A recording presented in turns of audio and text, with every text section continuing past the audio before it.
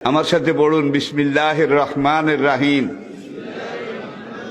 আস্তাগফিরুল্লাহ রব্বি মিন কুল্লি যামবিন ওয়া আতুবু ইলাইহি লা হাওলা ওয়ালা কুওয়াতা ইল্লা বিল্লাহিল আলিয়্যিল আযীম।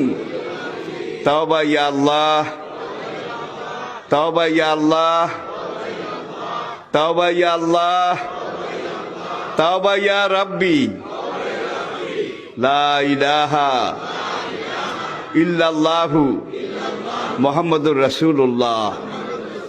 আল্লাহর কসম, পিছনের জীবনে সব গুনাহ আল্লাহ মাফ করে দিয়েছে এই তওবার কারণে, সব মাফ করিয়া লাইছে। আর কিছু কিছু টেন্ডল আছে, কেডা আছে, গুনাহ তো করতে আসি, হুজুরে যখন কইছে অন তওবা করি কিছু ছাড়াই হালাই, কাজ বেনা আবার শুরু করিও, এদের তওবা কবুল হবে না। মনে রাখতে হবে, তওবা করছি শাসা বললে হালা কইছি তওবা করেছি জীবনে আর গুনাহ। এই নিয়ত নিয়ে, এই প্রস্তুতি নিয়ে তওবা করতে হবে।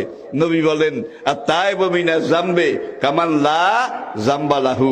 এইভাবে যে তওবা করেছে আল্লাহ এমন ভাবে মাফ করে দিয়েছেন যেন তার জীবনে কোনো গুনাহ নাই।